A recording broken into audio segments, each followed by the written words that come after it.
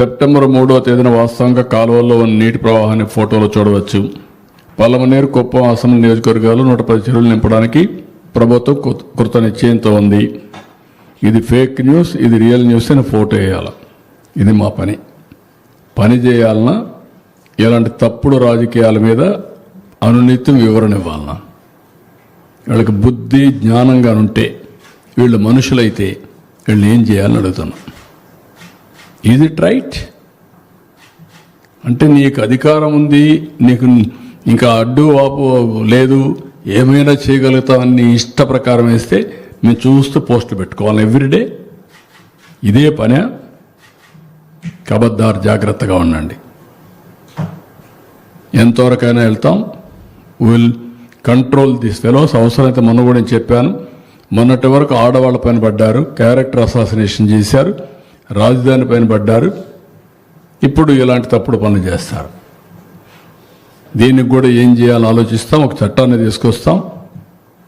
ప్రతి ఒక్కరు కూడా వాక్ స్వాతంత్రం ఉంది, రాసే స్వేచ్ఛ ఉంది, సోషల్ మీడియా ఉంది, ఏదైనా పెడతాం. పేటీఎం బ్యాచ్ ఉంది, డబ్బులు ఇస్తారు కాబట్టి మేము పెడతామంటే మాత్రం కుదరదు.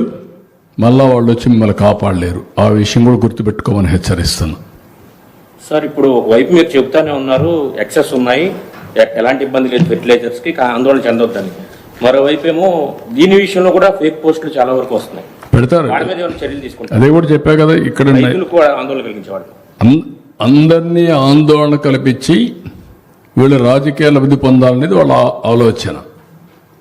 అది సస్టైనబుల్ కాదు. కానీ ఈరోజు వచ్చిన విచిత్రమైన పరిస్థితి అంటే సోషల్ మీడియా ఒకటి వచ్చింది.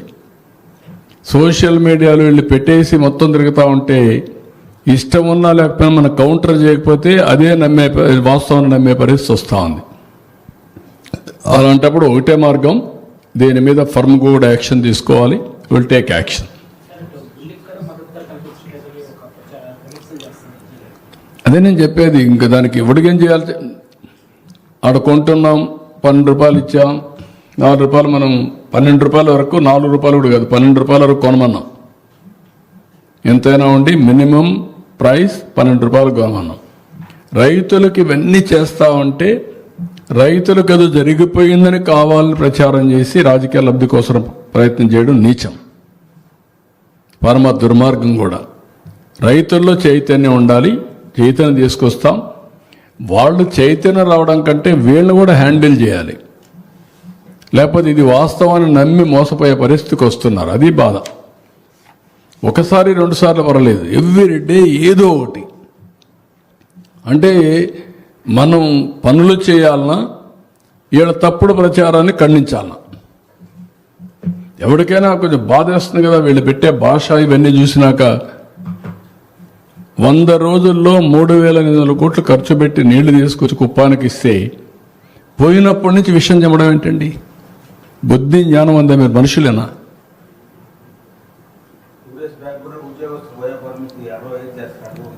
అదొకటి. ఇదే పని. ఫేక్ జివో 60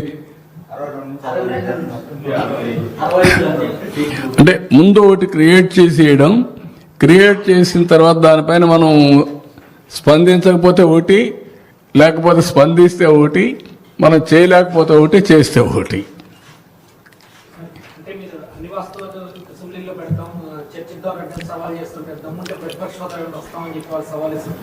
బుద్ధి